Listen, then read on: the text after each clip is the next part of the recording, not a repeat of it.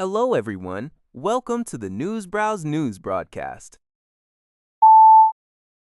According to NHK, the U.S. Central Command has announced the successful completion of an operation to rescue 2 U.S. military personnel from Iran.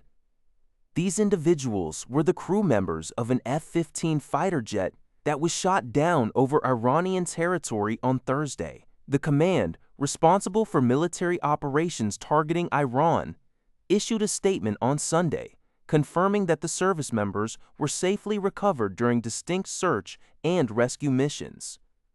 The statement also noted that U.S. strikes against Iran are continuing. According to Thai Sounds, as the U.S. and Israel's conflict with Iran enters its 6th week, the potential turning point has emerged. U.S. media reports indicate that the United States, Iran, and a group of regional mediating nations are currently engaged in secret discussions regarding a possible 45-day ceasefire agreement. This initial truce is intended to pave the way for negotiations aimed at permanently ending the war.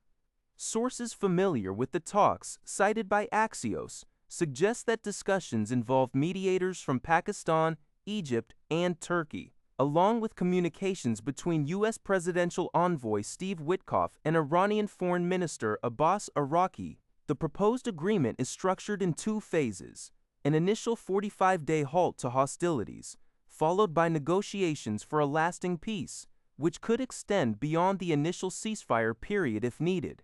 However, significant obstacles remain. Mediating countries believe that a full reopening of the Strait of Hormuz and resolving Iran's highly enriched uranium issue can only be outcomes of a final agreement, not preconditions for a temporary ceasefire.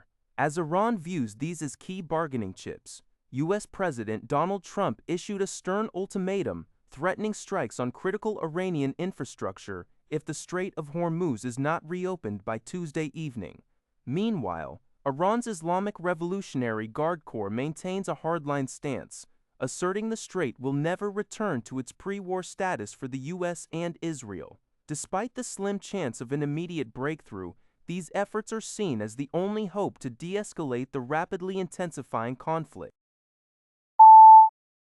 According to Tsingtao, Iran's Islamic Revolutionary Guard Corps announced on Sunday its 97th wave of True Promise 4 operations, targeting key U.S. and Israeli installations in the Persian Gulf and neighboring nations.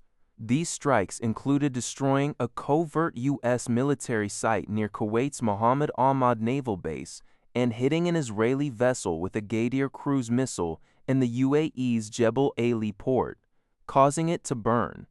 A previous attack on Saturday reportedly led to 25 U.S. casualties in the UAE. Separately, Iranian media reported a shell striking the U.S. consulate in Erbil, Iraq on Monday. In a significant escalation, an Iranian missile directly impacted a 7-story residential building in Haifa, northern Israel, injuring 4 people and leaving 3 missing in the debris, prompting search and rescue operations. Iran also used drones to attack petrochemical facilities near Dimona, Israel, and a U.S. base on Kuwait's Bubiyan Island.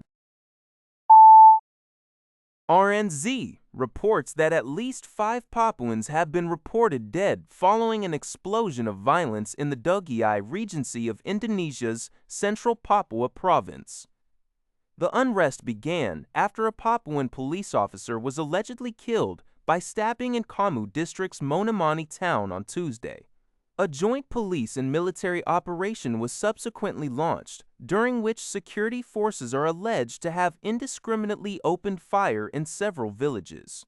Casualty figures vary significantly across reports. The Papua-based NGO Solidaritas Rakyat Papua, cited by Suara Papua, states 4 Papuan civilians, including a 12-year-old boy, were shot dead, and another 4 were injured. Human Rights Monitor, however, reported at least 6 Papuans killed and 2 injured by gunshots. The United Liberation Movement for West Papua, ULMWP, claimed 5 Papuans died. The Indonesian embassy in New Zealand confirmed the officer's death, attributing it to an armed criminal group, its term for independence fighters, but could not confirm further casualties as an investigation is ongoing. The embassy also accused ULMWP of often misrepresenting its members as civilian casualties.